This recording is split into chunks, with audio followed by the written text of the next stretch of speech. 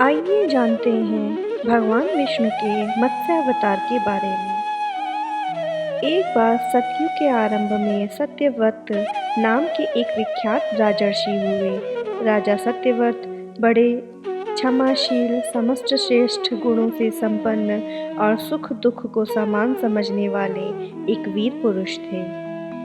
वे पुत्र को राज्यभार सौंपकर स्वयं तपस्या करने वन को चले गए। एक दिन राजर्षि सत्यव्रत नदी में स्नान करके तर्पण कर रहे थे। इतने में ही जल के साथ एक छोटी सी मछली उनकी अंजलि में आ गई। राजा ने जल के साथ ही उसे फिर नदी में डाल दिया। तब उस मछली ने बड़ी करुणा के साथ राजा से कहा, राजन, मेरी रक्षा कीजिए।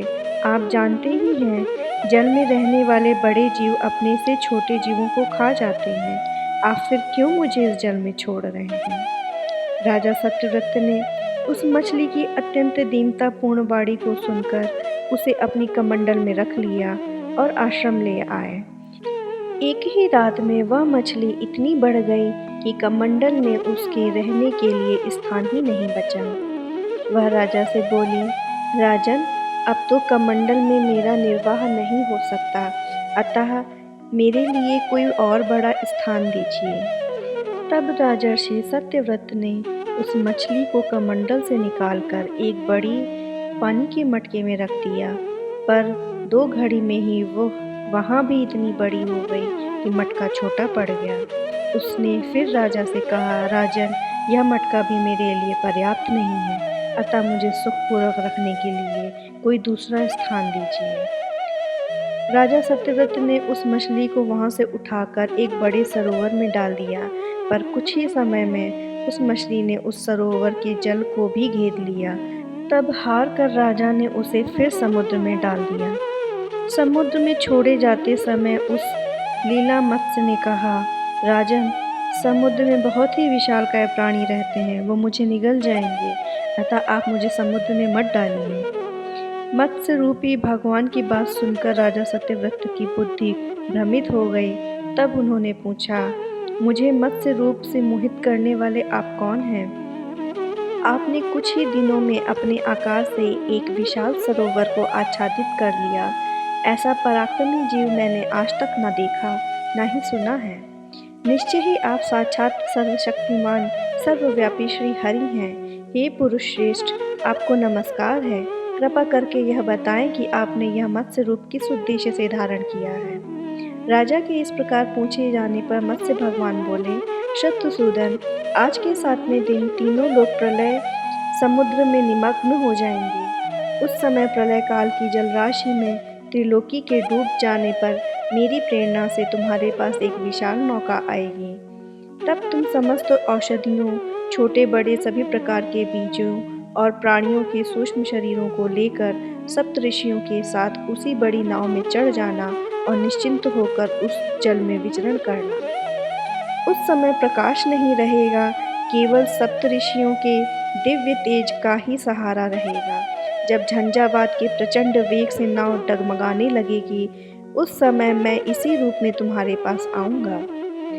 तब तुम वासुकी नाग के द्वारा उस नाव को मेरे सींग से बांध देना। इस प्रकार जब तक ब्रह्मा जी की रात रहेगी, तब तक मैं उस नाव को प्रलय सागर में खींचता हुआ विचरण करूंगा। उस समय तुम्हारे प्रश्न करने पर मैं उनका उत्तर दूंगा, जिनसे मेरी महिमा तुम्हारे हृदय में प्रस्फुटित हो जाएगी। यह कहकर मत्स्य भगवान अंतर्ध्यान हो गए। राजर्षि सत्यव्रत भगवान के बताए हुए उस काल की प्रतीक्षा करने लगे। जब प्रलय का समय नजदीक आ गया, तब सत्यव्रत अपने आश्रम के समीप आसन बिछाकर भगवान श्री हरि के ध्यान में निमग्न हो गए।